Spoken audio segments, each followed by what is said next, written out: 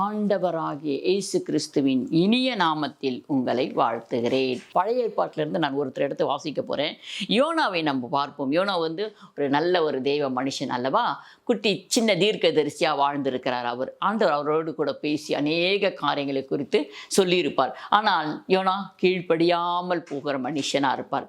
நாம் வாசிப்போம். யோனா 1ஆம் அதிகாரம் 2வது வார்த்தை. நீ எழுந்து மகா நகரமாகிய நினிவேக்கு போய் அதற்கு விரோதமாய் பிரசங்கி அவர்களுடைய அக்கிரமம் என் சமூகத்தில் வந்து எட்டினது என்றார். ஆண்டவர் இந்த இடத்துல பேசி யோனாவுக்கு சொல்றாரு, பா நீ போய் அதற்கு யோனாவுக்கு இந்த நினிவே பட்டணத்துக்கு விரோதமாய் நீ போய் பிரசங்கம் பண்ணுப்பா அப்படின்னு சொல்லி, இந்த கொஞ்ச நேரத்தில் நான் அழிக்க போறேன், 40 நாள்ல இந்த பட்டணம் அழிய போகுதுன்னு நீ போய் சொல்லுப்பா அப்படின்னு சொல்லி ஆண்டவர் யோனாவை அனுப்புறார். ஆனா யோனா என்ன சொல்றாருன்னா, நீ எப்படியும் அழிக்க மாட்டேப்பா, எனக்கு தெரியும் நீ ரொம்ப இரக்கமுள்ள தேவன், நீ மனதுருக்கமான தேவன், நீ நிச்சயமா அழிக்க மாட்டீங்க, அதனால நான்லாம் போய் சொல்லலை அப்படின்னு சொல்லி அவர் வேறொரு ஊருக்கு போகலான்னு பிளான் போட்டு போயிடுறாரு.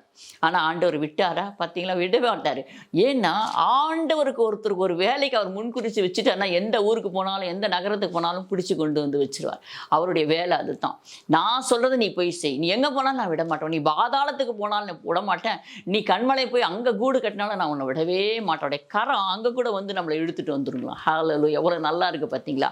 ஆண்டவர் அப்படியாப்பட்ட தேவன். ஒருத்தருக்கு ஒவ்வொரு காரியத்தை கொடுத்து வைத்திருப்பார். ஒருத்தருக்கு சுகமளிக்கும் வல்லமை, ஒருத்தருக்கு நல்ல ஜெபிக்கிற ஒரு வல்லமை, ஒருத்தருக்கு விடுதலை கொடுக்கிற வல்லமை, பிரசங்கம் பண்ற வல்லமை, அதை போதிக்கிறது, அந்நிய பாஷை பேசுறது, அதை வியக்கலம் பண்றது, தீர்க்க தரிசனம் சொல்றது, அதே போல இன்னும் இன்னும் ஏராளமான காரியங்கள் கர்த்தருக்குள்ள இருக்கிறது. பிரியமான தேவச்சனமே, கிருபை கொடுக்கிறது, அந்த கிருபையை தாங்கிறது, எல்லாவற்றையும் தேவன் தன் பிள்ளைகளுக்கு ஒவ்வொருத்தருக்கும் ஒவ்வொரு விதமாக கொடுத்து அவர் அழகா நடத்துறார். நம்ம சொன்ன மாதிரி செய்யறாங்களா, இவர் பார்த்து கொண்டே இருக்கிறார்.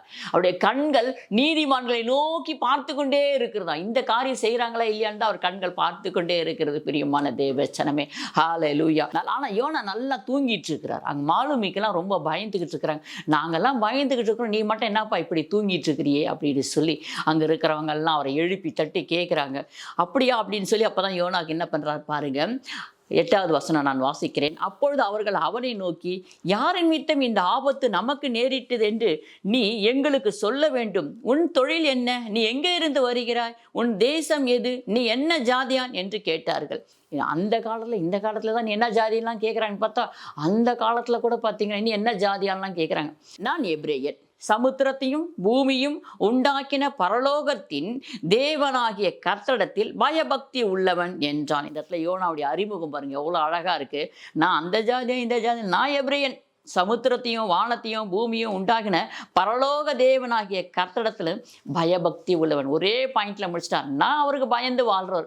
ஆனா அந்த பயந்து வாழ்ற மனுஷன் அவருடைய சத்தத்துக்கு கீழ்ப்படியாம ஓடி ஒளிகிறார். நான் வரேங்கன்னா போறேன்ப்பா அப்படின்னு சொல்லி போறார். பார்த்தீங்களா, அவன் கர்த்தருடைய சமூகத்தின்றி விலகி ஓடி போகிறவன் என்று தங்களுக்கு அறிவித்ததினால் அந்த மனுஷர் மிகவும் பயந்து அவனை நோக்கி, நீ ஏன் இதை செய்தா என்று கேட்கிறாங்க. எல்லாம் கேட்டு அவனை என்ன பண்றாங்கன்னா, கொஞ்ச நேரம் படுத்து என்னை சமுத்திரத்தில் தூக்கி போட்டுருங்க, இந்த சமுத்திரம் இந்த கொந்தளிப்பு அடங்கணும்னா இதுக்கு ஒரே பதில் என்ன தெரியுமா, நான் அந்த சமுத்திரத்தை என்னை தூக்கி போட்டுருங்க அப்படின்னு. எப்படி போட முடியும்னு அவங்கலாம் யோசிக்கிறாங்க. சரி, எப்படியாவது கொஞ்சம் தண்டு வலிச்சு வேகமாக ஓட்டி நம்ம போய் கரை சேர்ந்துடலாம்னு சொல்லி ஒரு பிளான் போட்டு முடுறாங்க. ஆனால் முடியல. ஆண்டவர்கிட்ட போய் நம்ம போட்டி போட முடியுமா? முடியாது. ஆனால் அதே இடத்துல கட்டி அவன் சொன்ன மாதிரி எடுத்து அவனை கடலுக்குள்ளே போகிறாங்க. அது உடனே அமைதல் உண்டாகிடுது. ஆனால் அவங்க தூக்கி போடுற நேரம் ஆண்டவர் சரியாக ஒரு மீனை உண்டாக்கி வச்சிருக்கிறார். அந்த மீன் அவன் வாயை அப்படியே திறந்து கொண்டு இருக்கிறது. அழகாக அவன் கரெக்டாக மீன் வாய்க்குள்ள போகிறான். இதெல்லாம் நடக்குமா? நடந்திருக்கு பாருங்க. வேதத்தில் எவ்வளோ அழகாக எழுதப்பட்டிருக்கு பாருங்க. இவங்க எங்கே தூக்கி போட்டாங்க, அந்த மீன் எங்கேருந்து வந்துருக்கொண்டே இருந்திருக்கு பாருங்க. இதாங்க கர்த்தருடைய காரியம். மீனுக்கு கட்டளை இட்டார், யோனாவை விழுங்கும் வரை அந்த கப்பலோடவே அந்த மீன் புறப்பட்டு வந்திருக்கிறது பாருங்க. இதெல்லாம் நம்ம நினைச்சு பார்க்கணும். பிரியமான தேவச்சரமே, கர்த்தரால் இந்த காரியமெல்லாம் செய்ய முடியும்னா நமக்கு இதை செய்ய முடியாதா? நமக்கு முன்னாடி இருக்கிறவங்க மனசை மாற்ற முடியாதா? நமக்காக வேலைக்காக ஒருத்தர் இடத்துல போயிருக்கிறோம், பென்ஷன் கேட்க போயிருக்கிறோம்னு சொன்னா அவங்களுடைய அதிகாரியுடைய இறுதியத்தை மாற்ற முடியாது. நம்ம யோசிச்சு பார்க்கணும். இதெல்லாம் நம்ம நினைச்சு நன்றி சொன்னாதான் நம்முடைய காரியங்களை கர்த்தர் கைகூடி வர பண்ணுவார். நம்ம எனக்கு தெரியாது, ஆண்டு ஏதாவது செய்யட்டும், ஆண்டவா ஏதாவது செய்யட்டும் அப்படின்னு சொல்லி இல்லை, இதெல்லாம் நம்ம தியானிக்கணும். அந்த மீன் பாருங்க எந்த இடத்துல இருந்து புறப்பட்டு வந்து கொண்டு இருக்குதுன்னு பாருங்க. பின்னாடியே புறப்பட்டு வந்து அவர்கள் தூக்கி போடும் பொழுது அந்த மீன் அவனை விழுங்கி வினது என்று எழுதப்பட்டு இருக்கிறது. ஹல்லேலூயா. நான் அதை வாசிக்கிறேன் பாருங்கள். 17வது வார்த்தையை, யோனாவை விழுங்கும்படி ஒரு பெரிய மீனை கர்த்தர் ஆயத்தப்படுத்தி இருந்தார். அந்த மீன் வயிற்றிலே யோனா இரவும் பகலும் 3 நாள் இருந்தான். ஹல்லேலூயா. கர்த்தர் அவன் தூக்கி போடும்படி செய்தார். தூக்கி போடும்படி செய்யும் பொழுது அழகா அந்த மீன் வயிற்றுக்குள்ள அவன் போய் விழுந்தான். அவன் விழுங்கும்படி மீனுக்கு கட்டளை இடுறார் ஆண்டவர். அது போய் அழகாய் முழுங்கி விடுது. அப்போ அதே போலத்தான் பிரியமான தேவ ஜனமே, அந்த இடத்துல பார்க்கும்போது அந்த மீன் வயிற்றுக்குள்ள போய் யோனா சும்மா இல்லை. பிரியமான தேவ ஜனமே, அவன் என்ன பண்றான்? 2ஆம் அதிகாரம் முதல் வார்த்தையை நான் வாசிக்கிறேன். அந்த மீனின் வயிற்றில் இருந்து யோனா தன் தேவனாகிய கர்த்தரை நோக்கி விண்ணப்பம் பண்ணினான். ஹல்லேலூயா.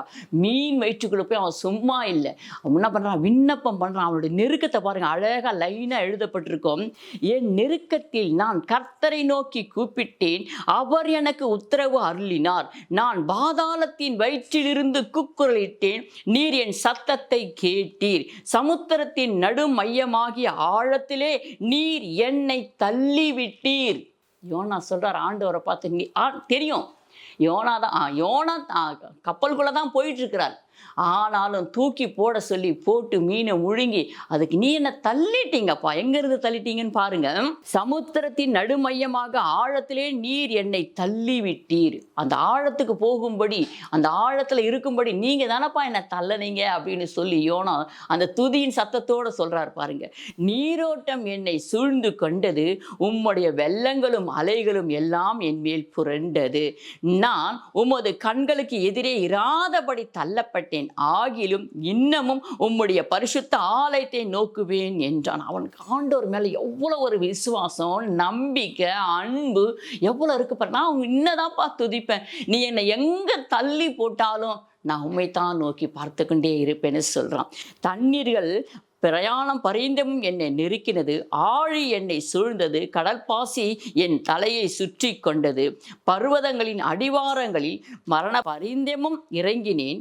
பூமியின் தாழ்பாள்கள் என்றென்றைக்கும் என்னை அடைக்கிறதா இருந்தது. ஆனாலும் என் தேவனாகிய கர்த்தாவே, நீர் என் பிராணனை அழிவுக்கு தப்புவித்தீர். என் ஆத்துமா என்னில் தோய்ந்து போகையில் கர்த்தரை நினைத்தேன். ஹல்லேலூயா. அப்பா ஒன்றும் முடியலப்பா, இந்த மூச்சு கூட விட முடியலன்னு சொல்லுவாங்க பாருங்க. அந்த அளவுக்கு நெருக்கம் இருந்தது.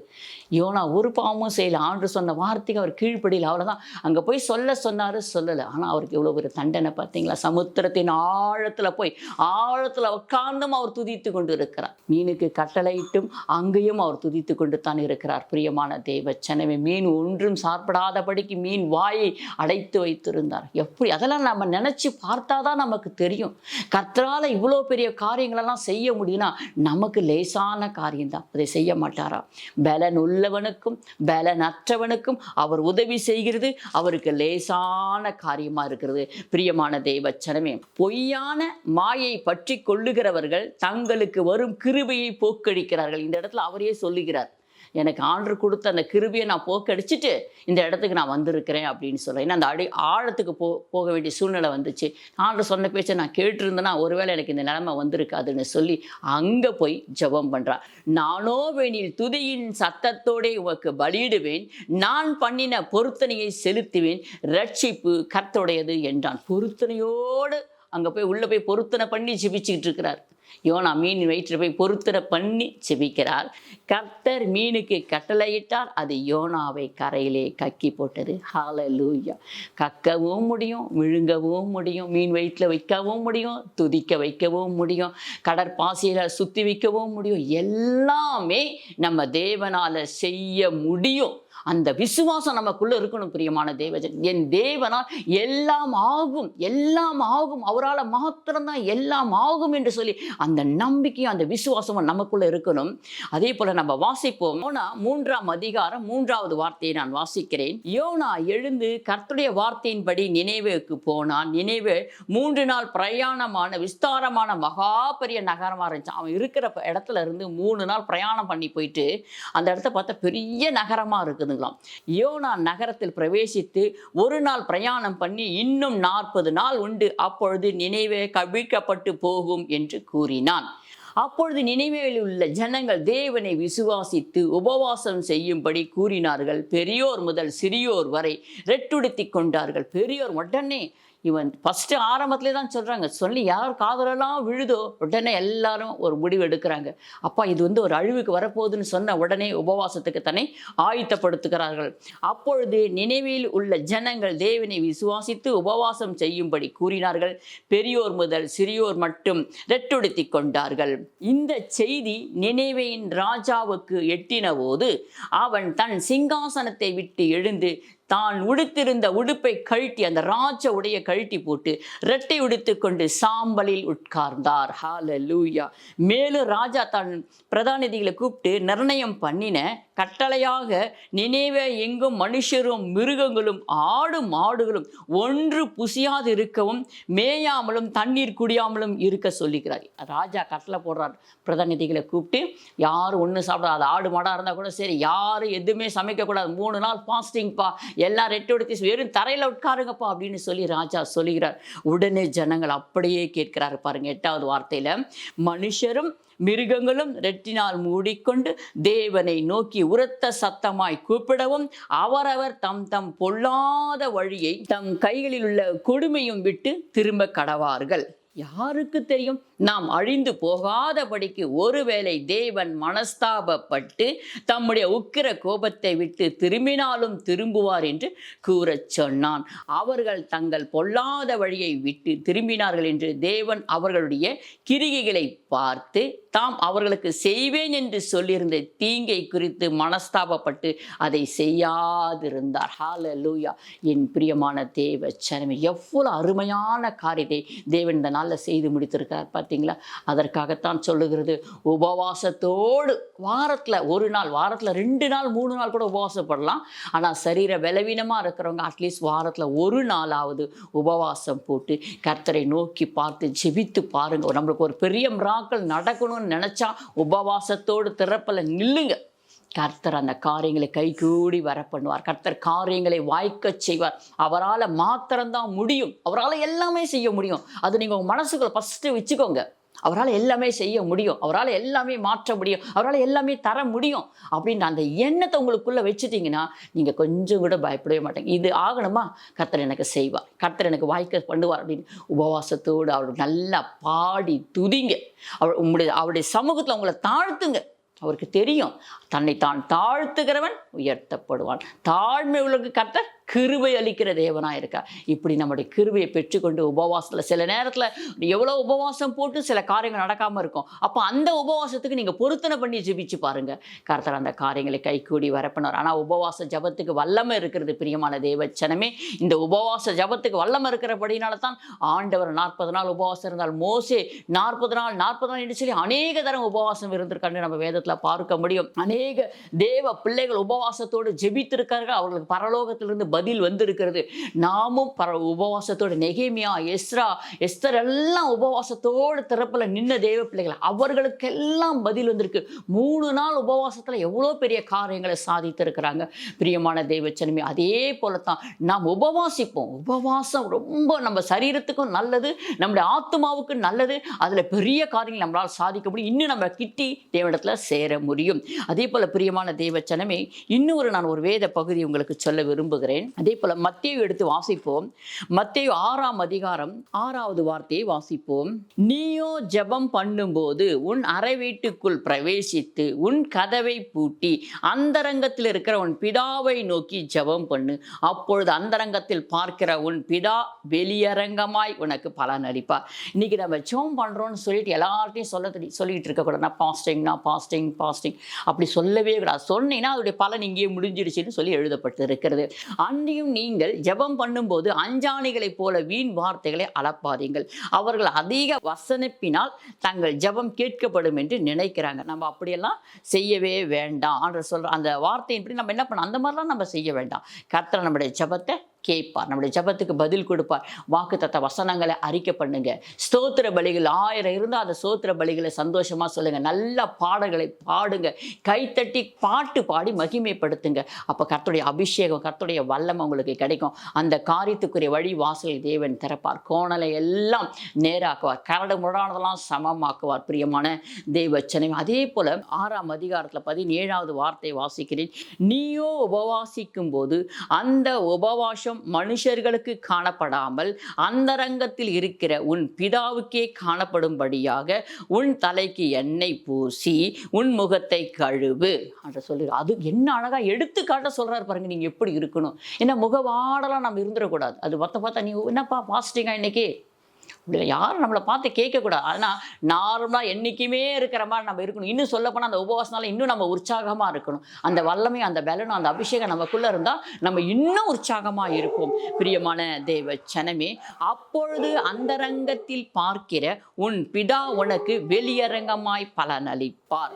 அப்பொழுது அவர் உன்னை பார்க்குறாரு. பார்த்தீங்களா, பிதாவானவர் மாத்திரம்தான் உன்னை பார்க்கணும். அப்போ பார்க்கும்போது அவனுக்கு வெளியரங்கமாய் பலனளிப்பார். அப்படி வெளியரங்கம்னா என்ன, நீங்கள் எந்த காரியத்துக்காக ஜெபித்து கொண்டு இருக்கிறீங்களோ, எந்த காரியத்துக்காக தேவ சமூகத்தில் போராடி கொண்டு இருக்கிறீங்களோ, எந்த காரியத்துக்காக தேவ சமூகத்தில் அவருடைய பாதத்தை இறுகப்பற்றி கொண்டு கண்ணீரோடு காத்திருக்கிறீங்களோ, அந்த காரியத்துக்கு தேவன் உங்களுக்கு வெளியரங்கமாய் பலனளிப்பார். அந்த காரியங்களை கைகூடி வர பண்ணுவார். ஹல்லேலூயா. அப்போ உபவாச ஜபத்திற்கு எவ்வளோ பெரிய வல்லமை இருக்குதுன்னு பார்த்துக்கோங்க. நம்முடைய பிரச்சனைகள் மாற வேண்டும் என்றால், போராட்டம் கண்ணீர் மாற வேண்டும் என்று சொன்னால், உபவாசத்தோடு தேவ சமூகத்தில் இருந்து பாருங்க. கர்த்தர் பெரிய காரியங்களை செய்வார். ஒரு ஆசீர்வாதம், ஒரு நன்மை நம்ம வீட்டில் நடக்கணும், ஒரு சந்தோஷமான நிகழ்ச்சி நடக்கணும் அப்படின்னு சொன்னால், கர்த்தரோட சமூகத்தில் உபவாசத்தோடு இருந்து பாருங்க. ஒரு 4 ஏழைங்களை கூட்டிட்டு வாங்க, முடிஞ்ச மற்றவங்களை கூட்டிட்டு வந்து வீட்டில் வயிறார சாப்பாடு போடுங்க, சாப்பிட்டு பிளஸ் பண்ணிட்டு போகட்டும். உங்களால் என்ன முடியுமோ அந்த நாளில் மற்றவங்களுக்கு கொடுத்து பாருங்க. உங்களுக்கு என்ன செய்யணும்னு நினைக்கிறீங்களோ அதை ஏழைகளுக்கு, எளியவர்களுக்கு, திக்கற்றவர்களுக்கு, விதவைகளுக்கு. ஏன் ஊரில் விதவை நிறைய பேர் இருக்காங்க, கைவிடப்பட்டவங்க நிறைய பேர் இருக்கிறாங்க.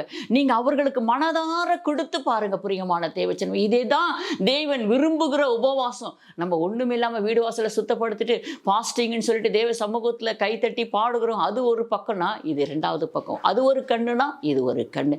அது ஜபம்னா இது வல்லமை. தேவன் நம்ம இடத்துல எதிர்பார்க்கிற காரியம். நம்ம எப்படி தேவனிடத்துல எதிர்பார்க்கணுமோ அதே தேவன் நம்ம இடத்துல ஒரு காரியத்தை எதிர்பார்க்கிறார். பிரியமான தேவச்சனமே, ஏழைகளை விசாரிங்க, திக்கற்றவர்களுக்கு கொடுங்க.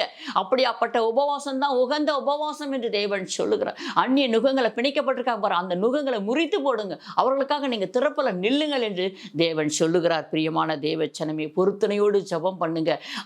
ஆகாத காரியம் கூட கர்த்தர் கைகூடி வர பண்ணுவார். ஹல்லேலூயா. பிரியமான தேவச்சனமே, இன்னும் ஒரே ஒரு வசனத்தை நாம் வாசிப்போம்.